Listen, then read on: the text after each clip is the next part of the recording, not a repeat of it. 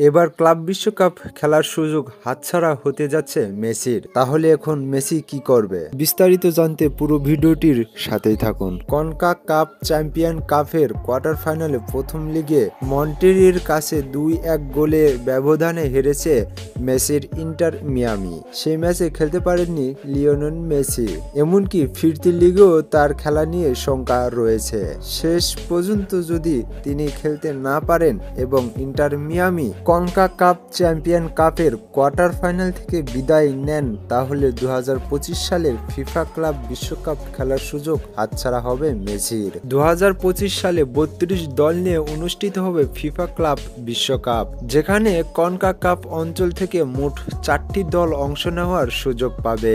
ইতিমধ্যে 3টি দল নির্দিষ্ট হয়ে গেছে। একটি দল আসবে কনকাকাফ চ্যাম্পিয়ন কাপের চ্যাম্পিয়ন হিসেবে। ইন্টার মিয়ামি যদি চ্যাম্পিয়ন হতে পারে, তাহলে তারা টিকিট পাবে ক্লাব বিশ্বকাপের, যেখানে শেষবারের মতো মেসি সুযোগ পাবে বহু মহাদেশীয় কোনো টুর্নামেন্ট খেলার। কিন্তু সেই সম্ভাবনা ক্রমেই ক্ষীণ হচ্ছে। এখন দেখার বিষয় ফিরতি লিগে ঘুরে দাঁড়াতে পারে কিনা মিয়ামি। অবশ্য আয়োজক হিসেবে যুক্তরাষ্ট্রের আরও একটি দল সুযোগ পাবে ফিফা ক্লাব বিশ্বকাপে, কিন্তু সেই দলটি কিভাবে নির্বাচিত হবে সেই প্রক্রিয়া এখনো জানানো হয়নি। পরবর্তী ভিডিওর জন্য সাবস্ক্রাইব করে রাখুন। ধন্যবাদ।